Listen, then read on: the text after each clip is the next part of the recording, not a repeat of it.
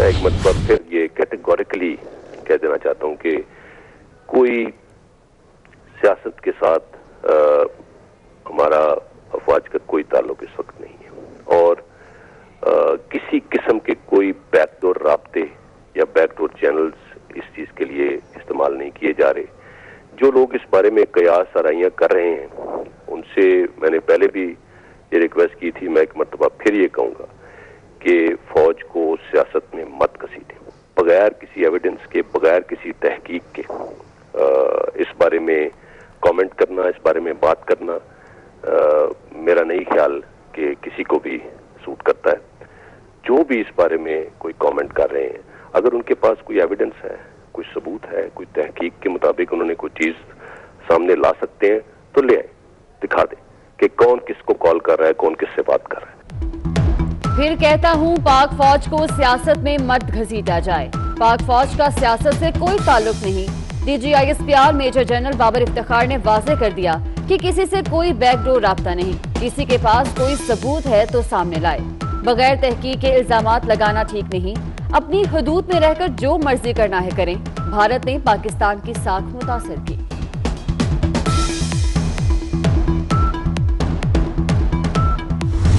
देखें, वो तो कह ही सकते हैं ना, वो कोई लाठीचार्ज तो नहीं कर सकते। वो इनको समझा सकते हैं कि भाई हमें इस खेल में ना लाओ, आप अपना खेल खुद खेलो। फौज ने एक बड़ा वाज़ेह पैगाम दिया कि आप आपस में जो मर्जी करें लेकिन फौज को ना घसीटें। अगर इनको अकल है तो ये इनके लिए एक अच्छा नुस्खा है कि हमारी मुखालफत करें, हम इनकी मुखालफत करें। और जो बातें ये कर रहे हैं पब्लिक जलसों में, लोगों को वो समझ है। इसीलिए आप देखेंगे कि लोगों का वो रिस्पांस नहीं होगा जो ये तोहफे लगाए बैठे हैं। मुझे तो ये सेनेट के सीटों पर भी इत्तफाक करते दिखाई नहीं दे रहे और सेनेट के इलेक्शन में उसी जमहूरियत और उसी असेंबली जिस पे ये लानत भेजते थे, जिस असेंबली पे, उसी से वोटें मांगने जा रहे हैं। फौज समझा ही सकती है, लाठीचार्ज नहीं कर सकती। बैकडोर राब्तों की बात मुनासिब नहीं। वज़ीर दाखिला शेख रशीद का कहना है कि पाक फौज ने वाज़ेह पैगाम दे दिया। ऑपोजिशन के फैसले उन्हें सख्त नुकसान पहुंचाएंगे। मरियम नवाज और फजल रहमान की एक और पीपल्स पार्टी की दूसरी लाइन है। ऑपोजिशन का सेनेट नशिस्तों पर भी इत्तेफाक नजर नहीं आ रहा। पाकिस्तान की सियासत में जल्द बेहतरी आएगी।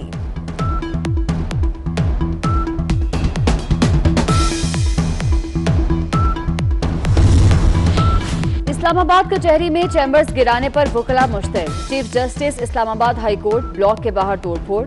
जस्टिस मोहसिन अख्तर कयानी का वकला से इजहार हमदर्दी। कहा, जो कुछ हुआ आपके साथ हूँ। लेकिन वकला ने चीफ जस्टिस का चैम्बर तोड़कर अपने घर के सरबराह को ही नाराज कर दिया। सेक्रेटरी दाखिला, चीफ कमिश्नर और IG हाई कोर्ट पहुंच गए।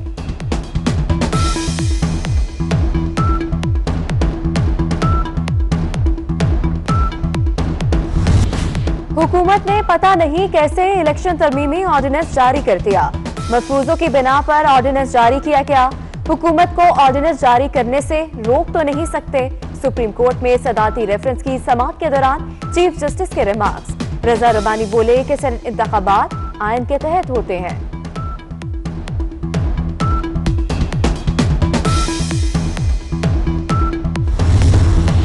पीपल्स पार्टी की सेनेट इंतखाबात से मुताल्लिक ऑर्डिनेंस की भरपूर मुखालफत। सुप्रीम कोर्ट हुकूमत के गैर आइनी और गैर कानूनी इकदाम का फौरी नोटिस दे।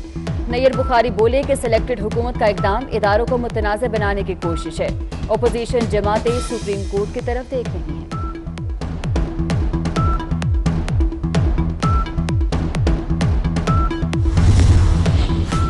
हुकूमत फौरी इलेक्शन तरमीमी ऑर्डिनेंस 2021 वापस ले। सुप्रीम कोर्ट में ज़ेर समाअत रेफरेंस के दौरान ऑर्डिनेंस जारी करना खिलाफ आइन है। पाकिस्तान बार और सुप्रीम कोर्ट बार काउंसिल का हुकूमत से इलेक्शन तरमीमी ऑर्डिनेंस वापस लेने का मुतालबा कर दिया।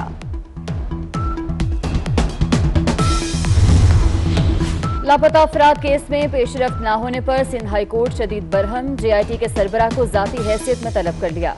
तनख्वाह बंद करने का हुक्म। जस्टिस नेमतुल्लाह ने रिमार्क्स दिए कि आप लोगों को शर्म आती नहीं, लोग रुल रहे हैं। जब तक तनख्वाहें नहीं बंद करेंगे काम नहीं चलेगा। लोगों का अदालतों से एतमाद उठ रहा है।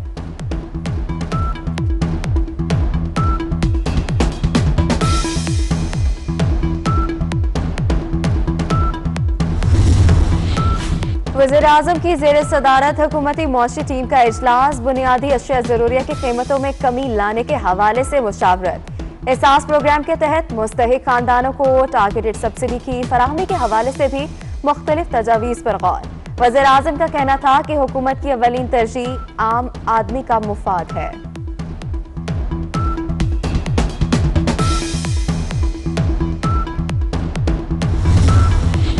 यूटिलिटी स्टोर्स पर एक बार फिर मुतअद्दिद अशिया महंगी। खुश्क मेवाजात, काले चने, मसालाजात, टूथपेस्ट, शैम्पू और साबुन की कीमतों में इजाफा। खुश्क मेवाजात 3175 रुपये फी किलो तक महंगे।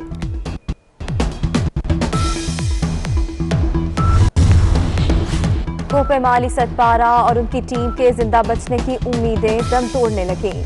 साजिद सतपारा ने भी वालिद के जिंदा बचने की उम्मीद छोड़ दी। कहते हैं 3 दिन बाद 8000 फीट की बुलंदी पर किसी का बचना नामुमकिन है। पाक फौज का तीसरे रोज सर्च ऑपरेशन, तुम लौट आओ पहाड़ों की कसम। साजिद सतपारा वालिद की वापसी के लिए दुआ गो।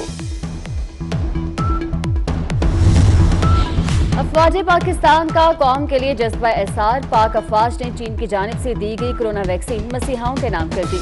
वैक्सीन हेल्थ केयर वर्कर्स के लिए कौमी मुहिम के हवाले कर दी। ISPR का कहना है कि वबाई मर्ज के खिलाफ लड़ने वाले हेल्थ केयर वर्कर्स ही हकीकी हीरो हैं।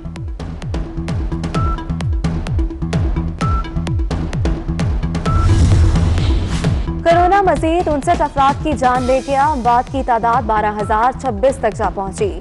एक रोज में 1037 अफराद में वायरस की तशखीस हुई।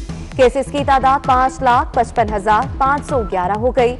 मुल्क भर में सेहतयाब होने वालों की तादाद 5,11,520 हो गई। पाक बहरिया की कसीरुल कौमी अमन बहरी मशकें, दुनिया भर से बहरी अफवाज शरीक होंगी। रेयर एडमिरल नवीद अशरफ का कहना है कि अमन मशकों का मकसद आलमी बहरी सिक्योरिटी चैलेंजेस को निपटने की हिकमत अमली बनाना है। मशकें 2 मरहलों पर मुश्तमिल होंगी। आलमी मैरीटाइम कॉन्फ्रेंस भी मुनक्किद की जाएगी।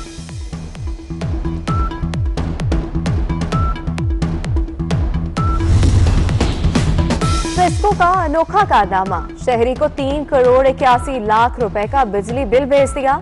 मुकर्ररा तारीख के बाद 25 लाख जुर्माने के साथ 4 करोड़ 6 लाख बिल अदा करना होगा। बिल देखकर शहरी परेशान, कहा कि दुकान बेच के भी बिल अदा नहीं कर सकता।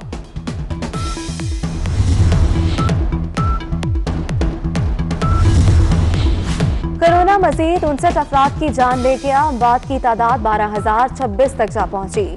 एक रोज में 1037 अफराद में वायरस की तशखीस हुई। केसेस की तादाद 5,55,511 हो गई। मुल्क भर में सेहतयाब होने वालों की तादाद 5,11,520 हो गई।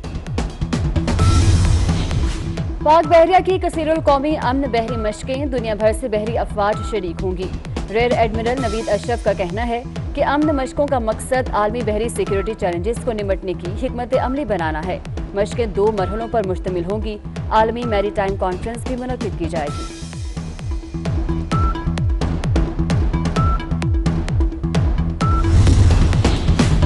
फेस्को का अनोखा कारनामा, शहरी को 3 करोड़ 81 लाख रुपए का बिजली बिल भेज दिया। मुकर्ररा तारीख के बाद 25 लाख जुर्माने के साथ 4 करोड़ 6 लाख बिल अदा करना होगा। बिल देखकर शहरी परेशान, कहा कि दुकान बेच के भी बिल अदा नहीं कर सकता।